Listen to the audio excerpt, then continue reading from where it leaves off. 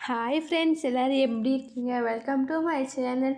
இன்றைக்கி என்ன பார்க்க போகிறோன்னா ஹேர் க்ரோத் ஆயில் தான் பார்க்க போகிறோம். ஹேர் க்ரோத் ஆகும், அதே சமயத்தில் முடி கொட்டுறதையும் தடுக்கும்.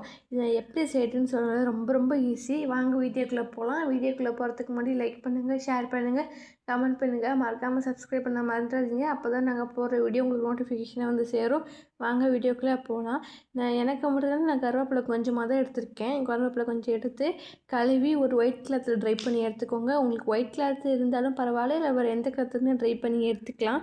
ட்ரை பண்ணி எடுத்துகிட்டு அப்புறம் இரும்பு வானல் இருக்கு இல்லையா, இரும்பு வானல் அடுப்பில் வச்சுட்டு ஒரு டம்ளர் அளவுக்கு செக்கில் ஆட்டினா தேங்காய் எண்ணெய் நான் சேர்த்துருக்கேன்.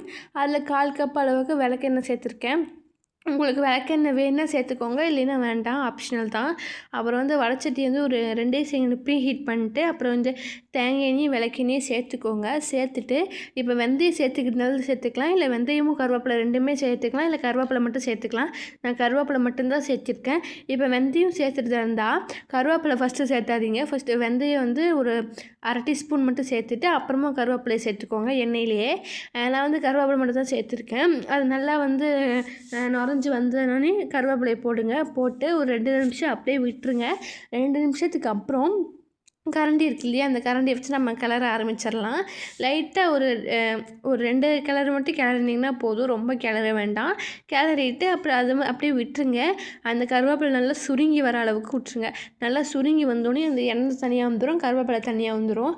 அப்படி தனியாக வந்தோடனே நம்ம நல்லா சூடு ஆறினோடனே வேறு பாத்திரத்துக்கு மாற்றிக்கலாம்.